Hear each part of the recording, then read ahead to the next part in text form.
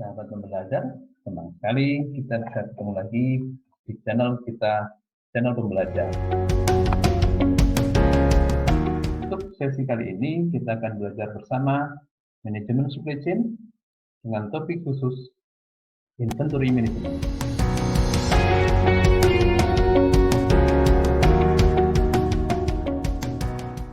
Dalam sesi pembelajaran inventory management ini, kita akan membahas inventory management dalam kondisi ketidakpastian.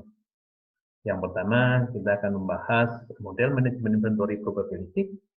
Kemudian kita juga akan membahas safety stock, kemudian service level dan pemeriksaan periodik, dan juga kita akan membahas juga cycle service level dan fill rate. Namun sebelum kita lanjutkan, jangan lupa teman-teman pembelajar like dan subscribe channel pembelajaran kita ini, dan jangan sungkan untuk kasih komentar dan bagikan channel kita ini. Baik, kita akan mulai pembelajaran kita untuk membahas model probabilistik dan safety stock dalam kondisi ketidakpastian. Pertama, itu berkaitan dengan level of uncertainty. Ya. Jadi bagaimana tingkat ketidakpastian itu akan menentukan tingkat safety stock. Nanti kita akan bisa menyimpulkan bahwa level of safety stock itu ada dua kondisi yang mempengaruhi. Ya. Yang pertama adalah ketidakpastian dari sisi supply atau demand, atau supply atau demand uncertainty, dan juga dari sisi desired level of product availability, atau bagaimana ketersediaan produk yang kita akan tetapkan atau kita inginkan. Nah, nanti kita akan melihat juga bahwa kesimpulannya adalah bahwa semakin tinggi uncertainty, semakin tinggi safety stock pada tingkat product availability tertentu. Ya. Dan juga sebaliknya, semakin tinggi tingkat product availability yang diinginkan, semakin tinggi safety stock pada tingkat uncertainty tertentu. Nanti kita akan buktikan. Ya. Nah, ini prinsipnya. Jadi ada dua sisi yang mempengaruhi level of safety stock atau tingkat persediaan pengaman yang nanti akan kita tetapkan. Itu satu sisi dari sisi uncertainty dari supply atau demand, dan juga product availability yang kita inginkan. Baik, kita akan lanjut ya.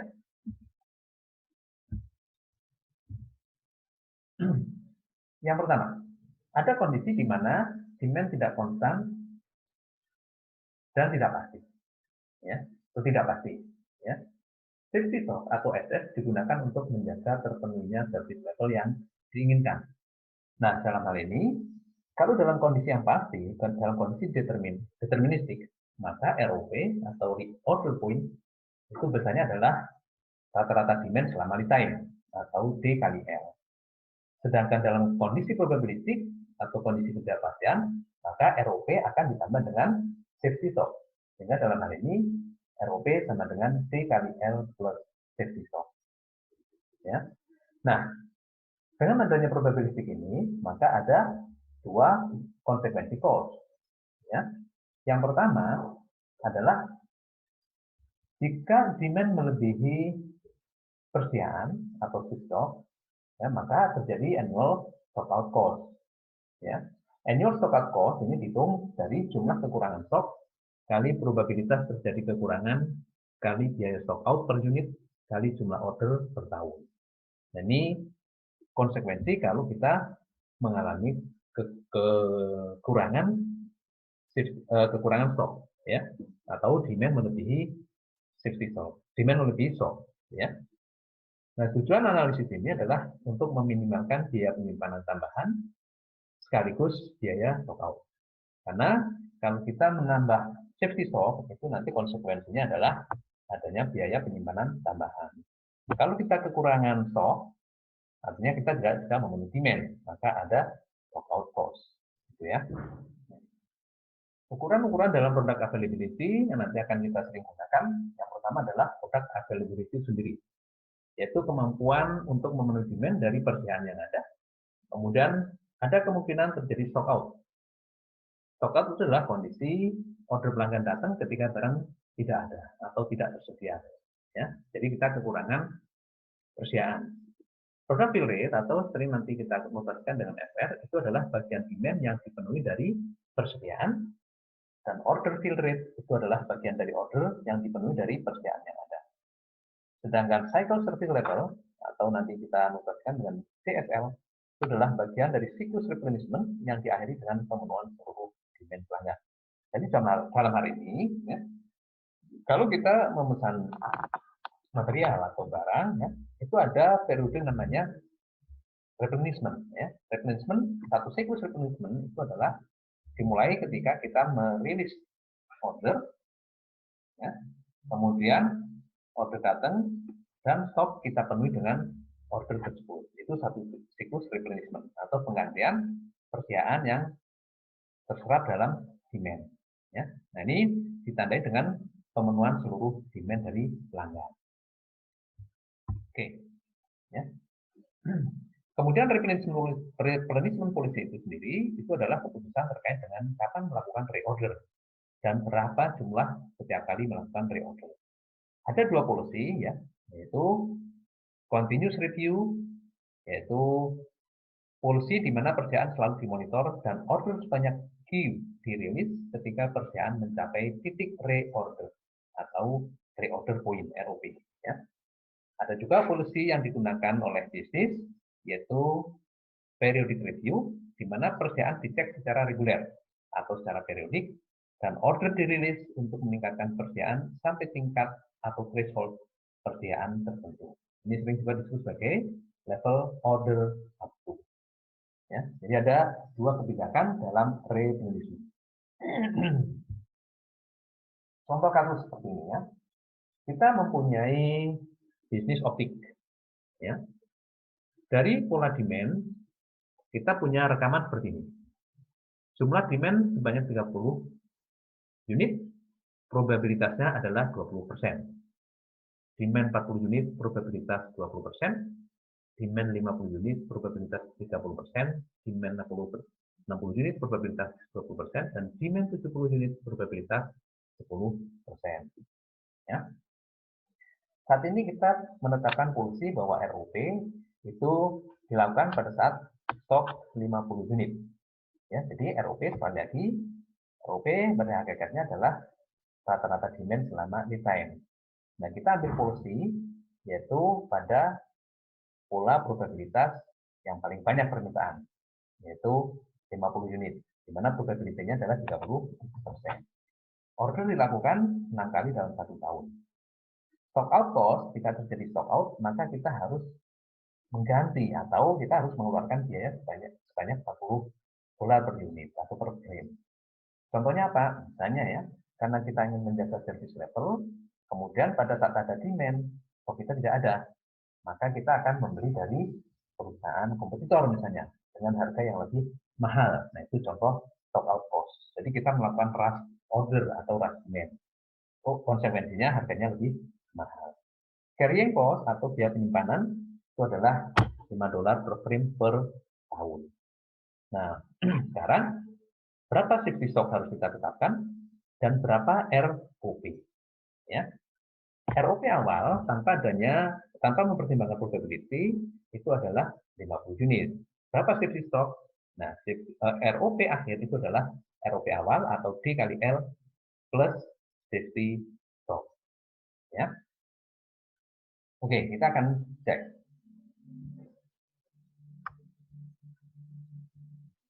Baik. Kita akan cari solusinya, ya. Jadi pertama adalah pertanyaannya adalah berapa safety stock dan berapa ROP dengan adanya probability seperti ini, ya. Dan mempertimbangkan adanya stock out cost dan carrying cost tambahan kalau kita mempunyai stock out. Nah, coba perhatikan di sini, ya. Pada ROP pertama 50 unit, ya. Andaikan demand 60 unit, maka terjadi stock out sebanyak 10 unit, yaitu 60 minus 50. Itu andai demand real adalah 60 unit. Andaikan demand-nya 70 unit, maka terjadi stock out sebanyak 20 unit. Nah, dalam hal ini ada 3 alternatif safety stock tentu saja. Ya. Oke, kita akan cek. Ya.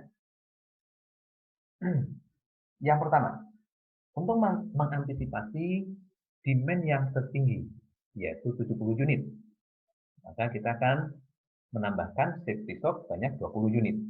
Artinya apa? Jadi kalau di ROP awal 50 unit, kita sudah punya jaga-jaga. Andaikan terjadi demand yang paling tinggi, yaitu 70 unit. Maka bisa kita cover, artinya kita akan bisa menjaga service level. Ya. Namun, ada tambahan, yaitu holding cost. Berapa holding cost-nya? Atau carrying cost, ya.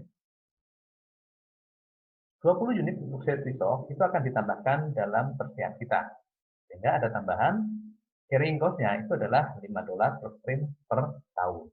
Karena kita menambahkan 20 unit, maka simply tambahan biaya penyimpanan itu adalah 20 kali 5, yaitu $100. Ya. Apakah terjadi stock out cost? Apakah muncul stock out cost? Tidak. Karena apa?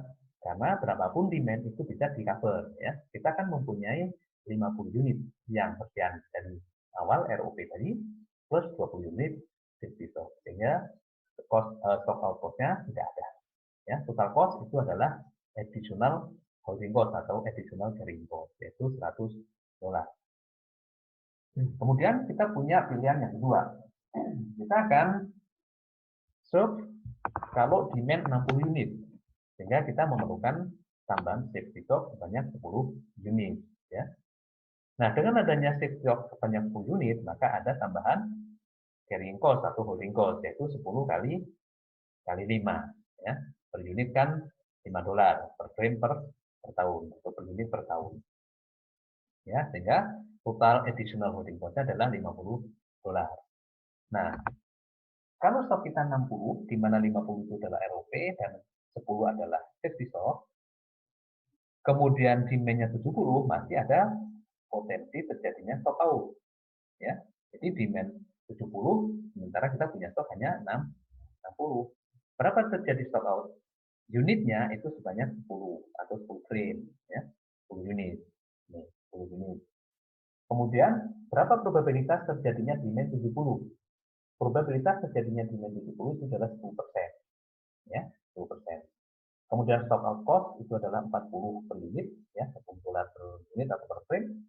Dan kita melakukan order 1 tahun sebanyak 6 kali. Sehingga stock out cost-nya adalah 10, yaitu jumlah kekurangan stok kalau demand 70, kali 0,1, yaitu probabilitas terjadinya demand 70, kali stock out cost per unit 40, kali frekuensi order dalam 1 tahun 6 kali. Sehingga totalnya adalah 240 stock out cost. Ya. Dan total biaya tambahannya adalah additional holding cost 50 tambah stock out cost 240, total cost 290. Ya. Itu alternatif kedua. Bagaimana dengan alternatif ketiga? Alternatif ketiga kita tuh sangat optimis, tidak ada kelebihan demand. Ya, jadi kita tidak ingin mengorbankan adanya tambahan biaya penyimpanan misalnya, ya, karena terlalu optimis. Memang tidak ada tambahan biaya penyimpanan, cuma dampaknya kalau terjadi kelebihan demand, maka akan terjadi stock out, sehingga kita harus mengeluarkan stock out cost. Berapa besarnya? Ada 2 kemungkinan terjadinya stock out, yaitu pada saat demand 70, ya, pada saat demand 70. Maka terjadi stock out 20, ya. Atau demand 60, maka terjadi stock out 10, ya. Kalau demand 60, maka stock out cost-nya adalah kekurangan persediaan untuk menutupi demand, yaitu 10 unit, kali probabilitas terjadinya demand 60, yaitu 20%, kali stock out cost per unit 40, kali frekuensi order. Ini kalau demand 60. Ditambah kalau demand 70, terjadi stock out 20, kali probabilitas terjadinya demand 70, kali stock out cost per unit, kali frekuensi order dalam 1 tahun. Sehingga total stock out cost itu adalah 960. Dan tidak ada additional holding cost, maka total cost-nya adalah 960. Jadi mana alternatif yang paling bagus? Alternatif yang paling bagus dari segi cost dalam hal ini, ya. Berarti itu adalah kita akan menambah safety stock 20 unit. Karena hanya menimbulkan konsekuensi tambahan total cost 100, yaitu berasal dari additional loading cost. Nah, ini penggunaan probabilistik dan kaitannya dengan safety stock ya. Sehingga nanti ROP berapa? ROP akan menjadi 50 plus 20. Artinya apa? Pada saat stok frame kita di optik tinggal 70 unit, maka kita baik. Nah, sekarang bagaimana hubungan antara safety stock dengan demand probabilistik ya? Kalau kita gambarkan secara kurva, maka akan terjadi pola seperti ini. Ya, di sini digambarkan dengan pola distribusi normal. Ya. Probabilitas yang tergambar di sini ini mencerminkan adanya minimum demand selama lead time. Ini, ya. Kemudian ada maksimum demand selama lead time di sini. Kemudian rata-rata demand selama lead time. Ya. Nah, yang kita putuskan dalam hal ini adalah ROP. ROP atau reorder point. Jadi, pada tingkat tersian berapa, kita harus melakukan pemesanan ulang atau reorder. Ya. Nah, di sini, safety stock itu yang digunakan sebagai bumper atau sebagai jaga-jaga, karena adanya ketidakpastian dari sisi demand. Ya. Garis vertikal itu menunjukkan inventory level, garis horizontal menunjukkan waktu. Nah, ROP, kita lihat di sini, ya, ROP itu adalah sebanyak penggunaan atau rata-rata demand selama lead time ditambah dengan unsur ketidakpastian. Ya. Contoh, rata-rata demand selama lead time ala resusitasi Yunan Healthcare itu adalah 350 unit dengan standar deviasi 10 unit. YHC ya, hanya mentolerir stock out 5%. Artinya apa?